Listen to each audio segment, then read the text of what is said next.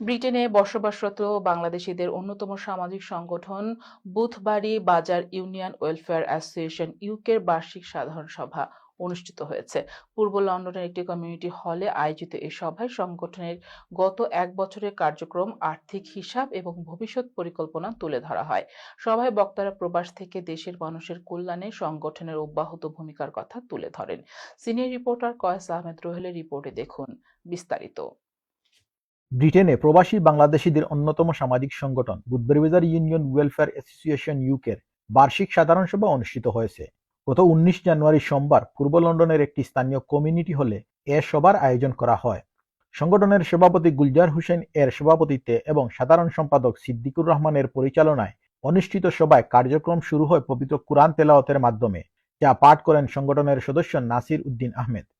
অনুষ্ঠানে বিশেষ অতিথি হিসাবে উপস্থিত ছিলেন সংগঠনের উপদেষ্টা পরিষদের সদস্য হাফিজ মৌলানা শামসুল হক, নুরুল ইসলাম, হারুন মিয়া, সেলিম উদ্দিন আহমেদ, জবরুল ইসলাম লনি, আখলাসুর রহমান কোমর, মহিউদ্দিন ফয়েজ, ফজলুল হক, আলী আহমেদ অলি, আব্দুল আজিজ ফারুক, মাইজ উদ্দিন, সামিন আলী আবুল, নাসির উদ্দিন আহমেদ, আব্দুল বাসিত, দেলোয়ার হোসেন সহ সংগঠনের প্রতিনিধি এবং প্রবাসী নেতৃবৃন্দ।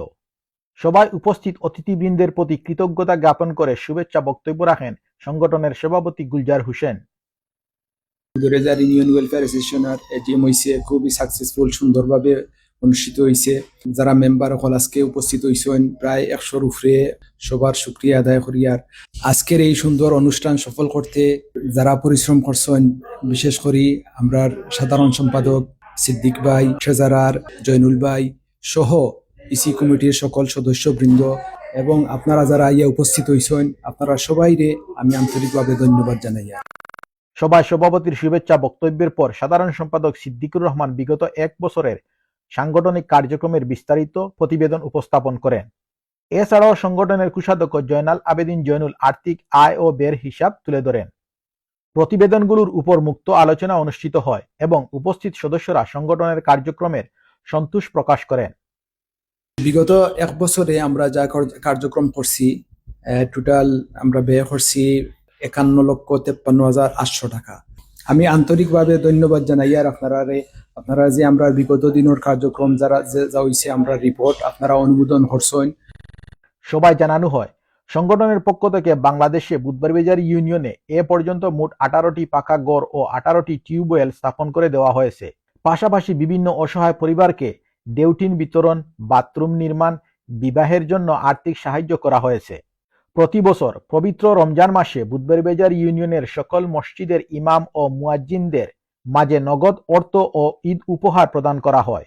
এ সময় অনুষ্ঠানে আরও উপস্থিত ছিলেন ইকবাল হোসেন, রফিকুদ্দিন মাসুক, আব্দুল গনি, নুনু মোহাম্মদ শেখ, শহীদুর রহমান, সেলিম উদ্দিন, আমিনুল হক জিলু, দেওয়ান আব্দুল বাসিত, বেলাল হোসেন, আহমেদ হুসেন, শাহিন আহমেদ, নুরুল ইসলাম, জামাল উদ্দিন, হেলাল উদ্দিন, সালে আহমদ, কবির আহমদ বাদশাহ, আব্দুল ওয়াদুদ, আলতাফ হোসেন, তাজ উদ্দিন, নজরুল ইসলাম, মিসবাহ উদ্দিন, লুদুমিয়া সহ আরও শতাধিক সংগঠনের সদস্যবৃন্দ।